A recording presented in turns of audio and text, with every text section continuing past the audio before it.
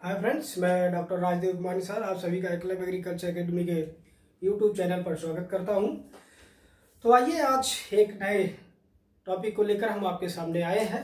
लेकिन इस टॉपिक का जो संबंध है, जो भी आगामी एग्जाम हो रहे हैं, परीक्षाएं आ रही हैं, संचालित होती रहती है, उनमें एग्रीकल्चर को लेकर के कभी कभी फसलों के नाम को रखा जाता है और उसमें आपसे सीधे पूछता है ये किस सीजन से संबंध रखती है, और उसमें एक फसल का नाम पूछता है।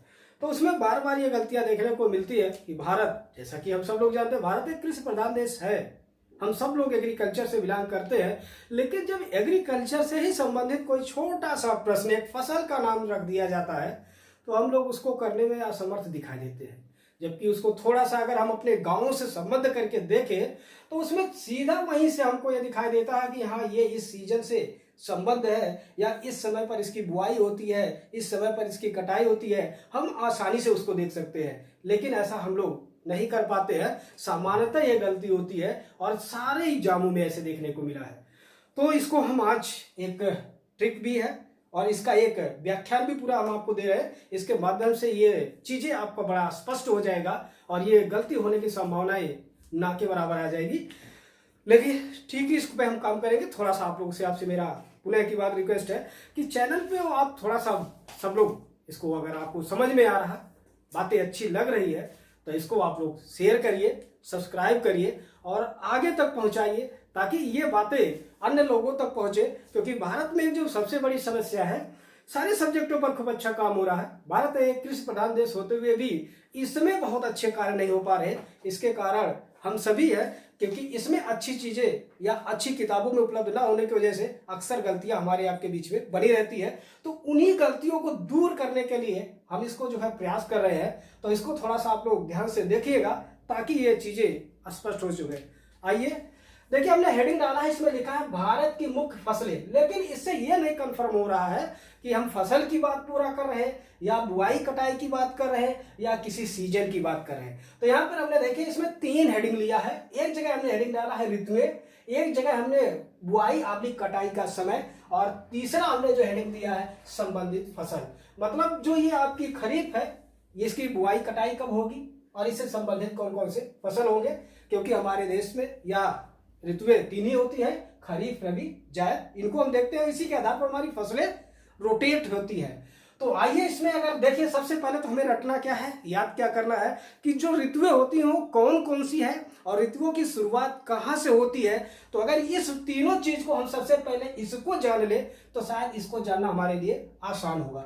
तो देखिए, सबसे पहली जो सीजन होती है, देखिए ध्यान रखिएगा, भारत में या दुनिया में जो स्पेशली आप इंडिया की बात करें कि ऋतुओं की शुरुआत, अगर पहला क्वेश्चन होता है कि भारत में ऋतुओं या सीजन की शुरुआत होती है, तो ध्यान रखिएगा वो शुरुआत यहीं से होगी, खरीफ से। मतलब हमारे देश का पहला सीजन या ऋतु कौन सा होगा, तो कौन सा होगा, खरीफ होगा। दूसरा कौन सा होगा, रबी होगा, और तीसरा कौन सा होगा, वो जायद होगा। तो ये एकदम एक क्रम से है। तो यहां से शुरुआत होकर के और यहां से खत्म हो जाती है। अब दिक्कतें आती है, हमें याद कैसे रहे कि खरीफ कब आई। तो इसको अगर आप याद करना चाहें तो थोड़ा सा अपनी खुद की जीवन से अगर एक बार थोड़ा सा टच करके देखें तो अपने आप याद हो जाता है। क्योंकि हमें अगर आप देखें तो हमें भी पता है कि हमारी जो पढ़ाई की शुरुआत, जो एकेडमिक सेशन हमारे देश में चलती है, वो कहाँ से चलती है, वो यहीं से शुरू होती है। क्योंकि हमारी जो क्लास की शुरुआत होती है वो जुलाई से, और शिशुअवस्था, छोटे अवस्था में जब हम लोगों ने पढ़ाई शुरू की होगी तो उस समय हम लोगों ने देखा होगा कि हमें पढ़ाई के लिए एक जो बहुत बड़ी समस्या के लिए हमें भेजा जाता है, क्योंकि उस उम्र में पढ़ाई एक बहुत बड़ी समस्या होती है। और वो समस्या की शुरुआत हमारे जीवन में शिशुअवस्था में कहाँ से शुरू होती है, वो यहीं से होती है। क्योंकि यहीं से जो है शैक्षणिक संस्थान खुल जाते हैं और हमारे घर के अभिभावक बच्चों को लेकर के स्कूल की तरफ लेके जाते हैं। उस दिन को अगर आप याद करेंगे वो कौन सा समय था, तो शायद आपको पता चल जाएगा। दूसरा एक चीजें यही सब ये भी याद करिए, जैसे लोग कहते हैं ना कि बच्चे फरवरी में कम रोते हैं। अगर बच्चे फरवरी में कम रोते हैं तो वो तो एक मंथ की बात है, लेकिन यहाँ पे सबसे ज्यादा है। इस पे बात अगर आए खरीफ पर, तो यहीं पे सबसे ज्यादा रोते हैं, यहीं पर सबसे ज्यादा कूटे जाते हैं, क्योंकि शुरुआत ही है इसमें। तो अभी इसको तो आप, हमें लगता है शायद आप समझ गए होंगे कि खरीफ में हमारे साथ होता क्या बचपन में, अब तो नहीं, बचपन में हमारे साथ खरीफ में क्या क्या हुआ है, तो इस चीज को याद रखें। तो जब आपको ये लगे कि खरीफ क्या होगा, तो ध्यान रखिएगा अपने बचपन की वो क्लास का समय कब हमारा शुरू किया जा रहा था। तो जब भी शुरू किया जा रहा था तो कब, खरीफ में। दूसरा है रबी। तो अगर रबी को भी आप लिंक करके जोड़ना चाहें तो आप ध्यान से जोड़ सकते हैं। आपके देश का एक बहुत बड़ा त्योहार जिसको हम लोग दीपावली के रूप में मनाते हैं, वो दीपावली के त्योहार की शुरुआत आपका नवंबर में सामान्यतः आता है। तो नवंबर का मतलब जब वही ठंडी की शुरुआत, तो दिवाली की शुरुआत, दिवाली मतलब नवंबर में, और वहीं से तो आपका रबी की शुरुआत होती है। तो अगर रबी को आपको याद करना है तो यह दिवाली से ध्यान रखिए। तीसरा जो आपका फसल है आपका जायद, इसके लिए भी आसानी से याद करिए, क्योंकि यहां पर भी एक बहुत बड़ा त्योहार है जिसको हम लोग क्या कहते हैं, होली। तो जायद में क्या, होली, रबी में क्या, दिवाली, और खरीफ का तो भूलेंगे ही नहीं, पूरा जीवन याद रहता है। तो इसको आप तीनों को यहीं से आप याद कर सकते हैं, ये आपका एकदम फंडा है। तो आप अपने आप को यहाँ पे रख करके देख लीजिएगा, ये आपको तीन ही चीजें याद हो जाएगी। लेकिन ये मत भूलिएगा कि कहाँ से शुरुआत होती है। तो सीजन की शुरुआत कहाँ से होती है, पहला खरीफ, दूसरा रबी, तीसरा जायद। तो अब आइए हम इसके आगे देखते हैं कि हमने एक हेडिंग दिया है कि बुआई आबलिक कटाई। अब बुआई का मतलब सीड कब लगाए जाते हैं या बोए जाते हैं। दूसरा, जब फसल हमारी मेच्योर हो जाती है, पक जाती है, तो कब उसको काटा जाता है। तो इसीलिए बुआई आबलिक कटाई करके इसका समय दिया गया है। तो सबसे पहले है खरीफ की बुआई।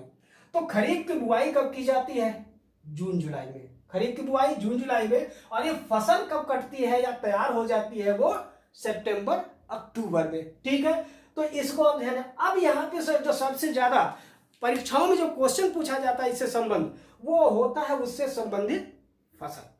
ठीक है, तो उससे संबंधित फसलों में जब आप आएंगे तो सब, अगर ध्यान रखिएगा, सबसे ज्यादा फसलें भी इसी सीजन में मिलते हैं। तो इसमें सबसे ज्यादा देखिए, यहां पर जो सबसे पहला फसल लिखा है वो क्या लिखा है, धान लिखा है। तो यहाँ पे ध्यान रखिएगा, किताबों में अक्सर कॉम्पिटिटिव किताबों में क्या लिखा रहता है, चावल। तो समझ में ये नहीं आता है कि धान की खेती है कि चावल की खेती है, दोनों एक है कि दोनों अलग है। तो ये किताबों की गलती है जो चावल लिखते हैं, क्योंकि कहीं पर चावल की खेती नहीं होती है। चावल तो भाई धान के प्रोसेसिंग के बाद का जो रूप मिलता है हमें, वो चावल होता है। तो होती खेती किसकी है, धान की है। तो लेकिन अगर वो लिखे है चावल, तो इसका मतलब वो क्या है, धान है। ठीक है, ये बहुत प्रमुख फसल है। उसके बाद आपका देखिए कपास। कपास भी दुनिया में आज एक कैश क्रॉप के रूप में हमारे देश में बहुत बड़ी कॉमर्शियल क्रॉप बन गई है। ठीक है, उसके बाद है आपका मूंगफली। अब ये एक ऑयल सीड क्रॉप है। ठीक है, इसके तेल उपयोग होते हैं। उसके बाद है आपका सोयाबीन, ये भी तेल वाले क्रॉप में ही आता है। हाईली प्रोटीनस होता है, सबसे ज्यादा प्रोटीन इसमें पाया जाता है इसके सीड में। तो इसलिए ध्यान रखिएगा, अगर कभी ये पूछा जाए कि किसके सीड में सबसे ज्यादा प्रोटीन, तो इसी के। लेकिन उस प्रोटीन को भी मत समझ बैठना जो हम लोग खाते हैं, ये हम लोग जो गोल गोल छोटा छोटा खाते हैं ला करके कि ये सोयाबीन है, ये सोयाबीन नहीं, ये खली है। तो उस अपेक्षा में भी ना रहिएगा कि वो सारा प्रोटीन इससे मिल रहा है, वो खलियों में नहीं है, इसके सीड में है। और सीड का सेवन हम लोग नहीं करते हैं, लेकिन करना चाहिए। उसके बाद है आपका मक्का। मक्का भी आज देखिए, ये लिखा जरूर है प्रमुख रूप से खरीफ में उगाई जाती है, लेकिन इसका अर्थ ये नहीं है कि अब अन्य में नहीं है, तो राउंड द ईयर उगाई जा रही है। लेकिन इसमें एक और बहुत बड़ी विशेषता है।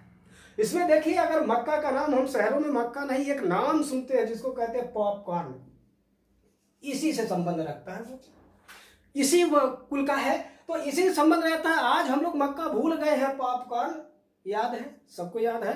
अब पॉपकॉर्न की स्थिति देख लीजिए, अगर आप मार्केट में उसे देखें, कब कहाँ खरीदते हैं, किस जगह पर, पिकनिक स्पॉट पे सबसे ज्यादा पॉपकॉर्न मिलता है आपको। लेकिन अगर उसकी वेट के आधार, उसका मूल्य का अगर देखें, दोनों का अंतर, तो एक असमानता पूरा मिलता है। उसमें कुछ भी आप लिंक नहीं कर पाएंगे, समझ में नहीं आएगा कितने ग्राम का कितना ले लिया। ठीक है, तो वो कौन सा है, उसी का है। उसके बाद तंबाकू। अब इसमें क्या पूछना है, इसमें तो भारत के युवाओं का एक बहुत बड़ा हुजूम है जो इससे ग्रसित है। यह देश के लिए एक अभिशाप है। लेकिन हम आपको इसके संबंध में यह बता सकते हैं कि कभी कभी यह पूछा जाता है कि भारत में तंबाकू किसने लाया, तो भैया पुर्तगालियों ने लाया था। लेकिन पुर्तगाली क्या अपने देश से लाए थे? नहीं, वो भी कहां से लाए थे? सेंट्रल अमेरिका या मध्य अमेरिकी देशों से ले आए थे। तो कभी ये जब पूछा जाए कि तंबाकू कहां से आया, तो कहां तो है मध्य अमेरिका, लेकिन किसने लाया, अगर ये बात हो तो किसने लाया था? पुर्तगाली लाए थे। उसके बाद आइए अरहर। अरहर भैया, जब बात ये आती है नॉर्थ इंडिया में कि दाल किसकी अच्छी होती है, तो ये तो सबको पता है, ठीक है। उसके बाद है आपका उड़द। अब उड़द क्या है? ये भी दाल ही है, लेकिन ये उड़द और मूंग, ये दालों का सेवन हमारे देश में तो कम होता है, लोग करते हैं। इस उड़द और मूंग की दाल का सबसे अच्छा सेवन अगर आपको मिलना है, देखना है, तो पश्चिमी उत्तर प्रदेश, हरियाणा और पंजाब और उत्तरी राजस्थान में अगर जाए तो इन दो अरारों का, ठीक है, खूब से इन दो दालों का सेवन होता है। और ये इसकी तुलना में डाइजेस्टिबिलिटी इसकी अच्छी होती है, ठीक है। उसके बाद आपका तिल, ये भी एक तिलहन का क्रॉप है, ठीक है। लोबिया, ठीक है, ये भी आप देखे होंगे। सावा, ये भी अब तो है नहीं, सावा कोदो मड़ुआ पहले हम लोग नाम सुनते थे, अब तो सिर्फ किताबों तक सिमट गया है। उसके बाद सनई। सनई देखिए, ये एक हरी खाद का एक फसल है, तो इसलिए बार बार ये आता है सनई क्या है या सनई किस फसल से संबंध, किस सीजन से संबंध रखती है, इसको ध्यान रखिएगा। दूसरा ये लास्ट में लिखा है जूट। तो ये जूट या पटसन, ये फाइबर क्रॉप है और भारत की ये प्रमुख फाइबर क्रॉप में ये उगाई जाती थी, क्योंकि ये जो जूट है आपके जो वर्तमान का वेस्ट बंगाल है, बहुतायत वहीं पर होता है। अनडिवाइडेड जो आपका बंगाल था, जिसमें आपका बांग्लादेश हो गया, बिहार का कुछ हिस्सा हो गया, उड़ीसा का कुछ हिस्सा हो गया, उस समय के अगर बंगाल में कहें अनडिवाइडेड इंडिया के, तो सबसे ज्यादा जूट की खेती वहीं पर होती थी। और जूट के सबसे ज्यादा मिल या फैक्ट्री, कारखाने वहीं पर लगे थे। इसीलिए उस समय में जब भारत में कभी कहा जाता था कि भारत में लोग पैसा कमाने कहाँ जाते थे, दो ही जगह जाते थे, या तो कलकत्ता या तो कराची। क्योंकि कलकत्ता में आपसे जूट से संबंधित इंडस्ट्री बहुत ज्यादा थी, और जो उस अनडिवाइडेड इंडिया के कराची था, वहां पर कॉटन से संबंधित खूब जो है क्या थी, फैक्ट्रियां थी या संस्थाएं थी, ठीक। तो ये आपका किसका हुआ? खरीफ का। उसके बाद दूसरा अगर आप देखें तो दूसरे में आप पर लिखा है रबी। तो मैंने आपको अभी बताया था कि रबी की शुरुआत कब होगी भैया?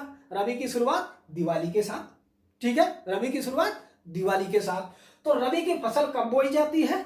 अक्टूबर नवंबर में। फसल कब बोई जाएगी? अक्टूबर नवंबर में। वो फसल काटी कब जाएगी? आपका मार्च और मई में। और देखिए, जब आप दिवाली में जाके बो देते हैं, जो चीजें दिवाली में जाके बोलते हैं उसको काटने के लिए फिर आप होली में पहुंच जाते हैं। होली में, दिवाली में बोते हैं और होली में काटते हैं। तो इसे लिंक रखिएगा, अपने आप याद को रखा रहेगा आपको। उसके बाद देखिए इसमें कौन सी प्रमुख फसलें हैं। तो प्रमुख फसलों में सबसे पहले आपको देखिए गेहूं। पूरी दुनिया में इसका सबसे ज्यादा जो है कल्टीवेशन होता है, ठीक है। हमारे देश में तो सबसे ज्यादा धान की वो है, प्रमुख फसल हमारे देश की धान है, लेकिन खाद्यों में इसका भी प्रमुख स्थान है। उसके बाद आपका सरसों, ऑयली क्रॉप्स है। मटर, ये आपका दलहनी फसल है। चना, ये भी आपका, ठीक है, दालों का राजा, ये भी आपका वो है। मसूर, ये भी दाल है। आलू, इसको जरा ध्यान रखिएगा भाई, क्योंकि जो आलू है ये एक बहुत प्रमुख फसल है। और आलू आपको पता है, यहां भी ध्यान रखिएगा, ये भी आपके देश का था नहीं, ये भी भाई वही पुर्तगाली लोग लाए थे, ठीक है। तो ये आलू जो है आज हमारे देश में सब्जियों में इसका प्रमुख स्थान है। हमें तो नहीं लगता कि इसके बिना सब्जी का पूर्ण होना माना जाएगा, तो ये अपने आप में बहुत लगता है। लेकिन आलू का एक कमर्शियल प्रोडक्शन बहुत ज्यादा होता है। तो कमर्शियल प्रोडक्शन में अगर आप देखेंगे तो गर्मियों में हम लोग ग्लूकोज का उपयोग करते हैं, ग्लूकोन डी का उपयोग करते हैं। तो अगर ये कभी देखा जाए, पूछा जाए कि ये ग्लूकोन डी किससे बनता है, तो इसी से बनता है। ग्लूकोन डी आलू से ही बनता है। और उसमें देखिएगा एक ग्लूकोन डी के पास जो लिखा रहता है, ये डी लिखा रहता है। डी का मतलब होता है डिक्सट्रोज।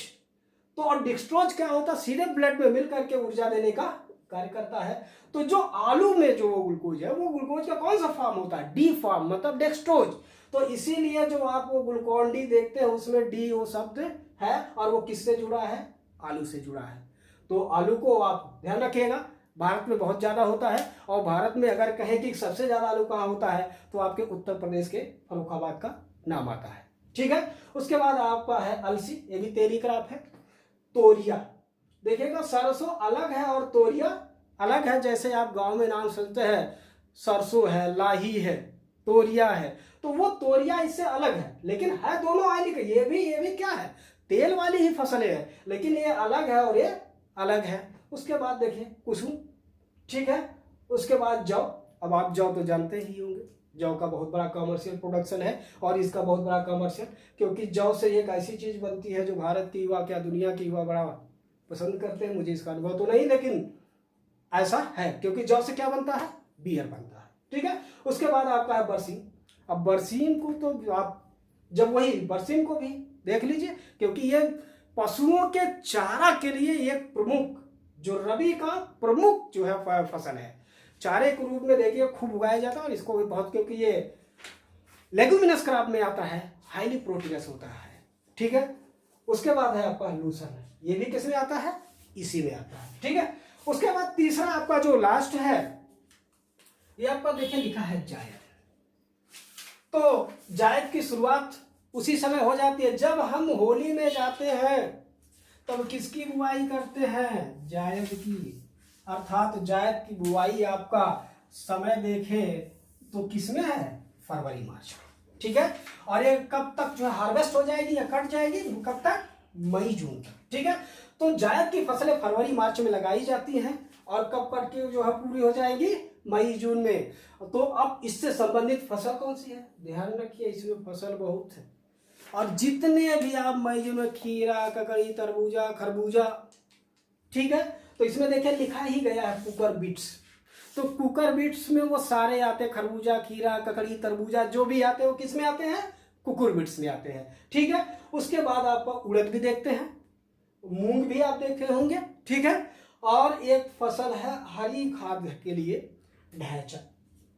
ध्यान रखिएगा, ये पूछा जाता है, ढैंचा फसल का संबंध है, ठीक है। तो किस सीजन से है ये आपको बताना होता है।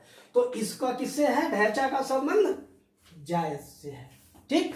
तो देखिए इस तरह से ये फसलें आपके उसमें पूछी जाती हैं। तो यहां से एक चीज और थोड़ा सा मैं आपको, चूंकि जब तैयारी करते हैं स्टूडेंट, तो हर चीज को उसको हमेशा रटना कम चाहिए, लिंक करना ज्यादा चाहिए। क्योंकि आप किसी को जब किसी से लिंक करके जोड़ करके आप देखेंगे तो वो चीजें कभी आपको भूलती नहीं है, क्योंकि आपको सब भूल जाए, वो अगर इवेंट्स आपको याद आ जाएगा तो अपने आप सारी चीजें याद है। तो यहां से आप देखिए, अब यहां पे देख लीजिए, एक चीज और देख लीजिए, थोड़ा सा मैं जोड़ दे रहा हूं। हमारे देश का में संसद के सत्र चलते हैं, हमारे देश में संसद के सत्र चलते हैं। तो हमारे देश में सत्र की शुरुआत कहां होती है, यही मैं बता दे रहा हूं। मैं देखिए, मैं हर चीज को अब यही से मैं इस चीज का भी शुरू कर रहा हूं कि जो भी आपकी कंपटीशन है उसमें बहुत सारी चीजें आती हैं। मैं आपके हर चीज को एग्रीकल्चर से ही जोड़ के दिखाने का पूरा प्रयास करूंगा, ताकि वो एग्रीकल्चर भी आपको समझ में आ जाए, और उससे रिलेटेड जो भी आपकी पॉलिटी हो या कोई हिस्ट्री हो, कुछ भी हो, मैं यही जोड़ के दिखाऊंगा। तो इसमें देखिए, अब ये संसद का 3 सत्र, हमारे फसलें कितने, वो भी 3। क्या यहां से जोड़ी जा सकती हैं, बिल्कुल जोड़ी जा सकती है यार। हम लोग कृषि प्रधान देश के लोग हैं, और हर चीज को अगर हम नहीं जोड़ सकते तो जोड़ेगा कौन। तो इसके लिए हम लोग काम करेंगे। तो इसमें देखिए, सबसे पहले हमारे सत्र की शुरुआत कहां से होती है, हमारे देश में संसद के सत्र की शुरुआत बजट सत्र से शुरू होती है। और बजट आप देख रहे हैं अभी फरवरी के शुरू में अब किया गया, नहीं तो पहले लास्ट में था। इसका मतलब फरवरी का मतलब क्या, देख लीजिए, आ रहा ना। इसका मतलब जायद की शुरुआत जब जहां से होती है, वहीं से आपके किसकी शुरुआत होती है, बजट सत्र की शुरुआत होती है, ठीक है। जब जायद में ही आपकी किसकी शुरुआत होगी, बजट सत्र। तो बजट सत्र के बाद फिर क्या आता है, आपका मानसून सत्र आता है। तो मानसून मतलब क्या, वर्षा। तो वर्षा कहां से शुरुआत होती है भारत में भैया, यहां से, ठीक है। तो अगर उसकी बात कहां से, ठीक है, तो अगर मानसून सत्र की शुरुआत की बात, भारत की मानसून सत्र का शुरू होती है, तो आप हम अगर एग्रीकल्चर से जोड़े तो किससे होगा, खरीफ से होगा, ठीक है। उसके बाद तीसरा आता है किसका, शीतकालीन सत्र या शीत सत्र। तो अगर हम शीत सत्र को जोड़ के देखें तो यार हमारा रबी वाला की जो शुरुआत होती है शीत से तो होती है, तो यहां से आती है। तो एक चीज यहां और हम आपको लिख दे रहे हैं, आप जरा देख लीजिएगा।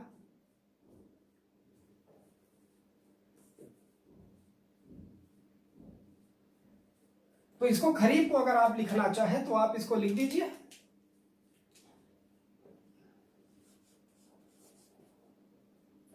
वर्षा, वर्षा ऋतु कर दीजिए सीधे। ठीक, इसको जो है क्या कहते हैं, खरीफ को क्या कहते हैं, वर्षा ऋतु का। ठीक है, वहां से जोड़ रहा हूं। ठीक है, रबी को क्या कहते हैं, अगर यहां जोड़ना चाहते इसको लिख दीजिए शीत ऋतु।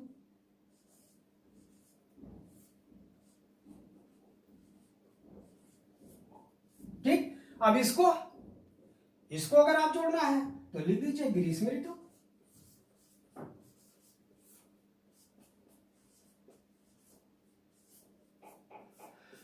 तो कहने का तात्पर्य है, एग्रीकल्चर के माध्यम से आप अपनी हिस्ट्री, ज्योग्राफी, पॉलिटी को भी अगर आप चाहें तो कनेक्ट कर सकते हैं। बस आपको जोड़ने आना चाहिए। और भारत के गांव से निकल शहरों में आके हम नौकरी की तैयारी कर रहे हैं, हम अपनी बुद्धि के विकास के लिए कार्य कर रहे हैं। बस हम रटने का प्रयास करते हैं उसी चीज को जो हम रट रहे हैं। यदि अपने इन्हीं गांवों से, यदि हम अपने इसी कृषि से जोड़कर अगर देखें तो बहुत सारी चीजों का अपने आप यहीं से हमें चीजें मिल जाती है। और क्योंकि इन एक्टिविटी हम गांव में जाते हैं, बहुत सारे कृषि कार्य को करते हैं, और जब भी ये चीजें आएगी तो हमें स्वतः ही याद हो जाएगी, रटने की जरूरत नहीं पड़ती। और जब वो चीजें याद आएगी तो वही तो हमारे दिमाग में सदैव बनी रहती है।